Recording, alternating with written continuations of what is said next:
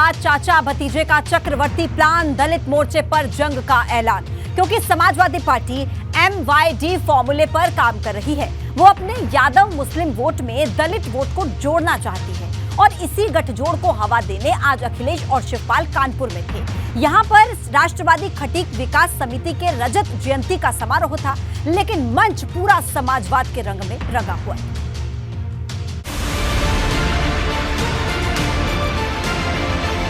चाचा भतीजे का चक्रवर्ती प्लान, दलित मोर्चे पर जंग का ऐलान।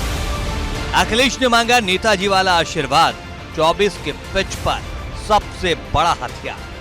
बहुत पहले कभी नेताजी का भी इसी हॉल में कार्यक्रम हुआ था। जिस तरीके से नेताजी को आपने हमेशा आशीर्वाद दिया, हम सब समाजवादियों को इस बार आपका पूरा का पूरा आशीर्वाद मिलेगा। 24 की चुनावी जंग में भले ही अभी वक्त हो, लेकिन समाजवादी पार्टी अभी से दलित मोर्चाबंदी में जुट गई है। इसी कड़ी में समाजवादी पार्टी के राष्ट्रीय अध्यक्ष अखिलेश यादव और राष्ट्रीय महासचिव शिवपाल सिंह यादव पहली बार कानपुर में एक ही मंच पर नजर आए। मौका तो राष्ट्रवादी खटीक विकास समिति के रजत जयंती समारोह का था, लेकिन मंच पूरा समाजवाद के रंग में रंगा हुआ था। मंच पर 12 कुर्सी लगाई गई थी, जिनमें सिर्फ 3 सीट पर राष्ट्रवादी खटीक विकास समिति के आयोजक करता थे, जबकि 9 सीटों पर अखिलेश यादव, शिवपाल सिंह यादव के साथ पार्टी के पदाधिकारी आसीन थे। देखने में ही समझ आ रहा था कि रजत जयंती समारोह किस तरह समाजवाद के रंग में डूबा था, क्योंकि अखिलेश उसी मंच से संविधान बचाने के नाम पर बहुजन समाज को सपा के साथ जोड़ने का आह्वान कर रहे थे कि संविधान हमें और आपको बचाना है।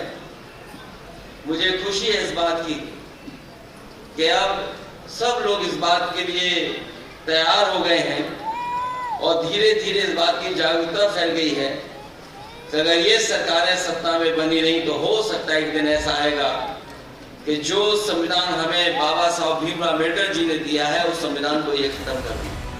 दरअसल समाजवादी पार्टी की कोशिश अपने वोट में दलित वोट को जोड़ने की है, जिसे साधने के लिए जहां एक तरफ अखिलेश यादव संविधान से लेकर बाबा साहेब का नाम लेकर दलित वोट को रिझाने में लगे हैं, वहीं समाजवादी पार्टी ने अपने 9 बार के विधायक अवधेश प्रसाद और आगरा से आने वाले सपा महासचिव रामजी लाल सुमन को बड़ा चेहरा बनाया है।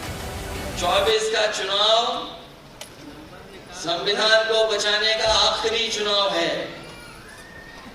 22 में भी हम लोगों ने कहा कि ये सत्ता में आ जाएंगे तो संविधान नहीं बचेगा, और मैं आपको कह करके जा रहा हूं 24 में अगर ये दोबारा आ गए तो बाबा साहब भीमराव अम्बेडकर जी का दिया हुआ संविधान ये बदलने का काम करेंगे। पता नहीं कौन सा संविधान आएगा, वो हम लोग नहीं जानते। समाजवादी पार्टी की कोशिश दलित मोर्चे से भाजपा और बसपा दोनों का खेल खराब करने की है, क्योंकि दलित वोट को बसपा का वोट माना जाता रहा है, लेकिन पिछले कई चुनाव में इस वोट का झुकाव भाजपा की तरफ रहा है। उधर सपा का भी दावा है कि 2022 में दलितों का एक बड़ा वोट उसे भी मिला है। इसे इस बात से समझ सकते हैं कि 2012 में जब सपा ने यूपी में सरकार बनाई थी तब उसे 29% के करीब वोट मिला था, लेकिन 2022 में उसका वोट प्रतिशत 32% तक पहुंच गया। अब सपा की कोशिश इसे 50% तक पहुंचाने की है, जिसके लिए सपा गैर यादव, ओबीसी और दलित वोट पर काम कर रही है, क्योंकि सपा ने 2024 में अपने लिए 50 सीट का टारगेट सेट किया है। खटीक समाज के लोग हैं, खटीक के साथ साथ जितने भी पिछड़े हैं, दलित हैं, जितने भी उपेक्षित हैं, अगर संविधान की रक्षा तभी होगी जब हम सब लोग इकट्ठे हो जाएंगे। जिन लोगों को जिम्मेदारियां मिली हैं, जो लोगों को जिम्मेदारियां मिली हैं, चाहे अध्यक्ष हो, चाहे जो भी जिम्मेदारी मिली है, उस जिम्मेदारी को जरूर निभाएं।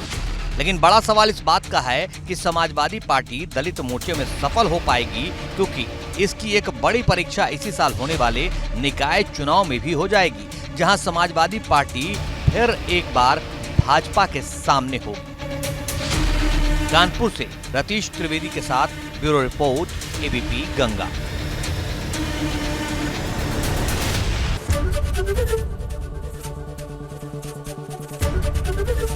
एबीपी गंगा, खबर आपकी, जुबान आपकी।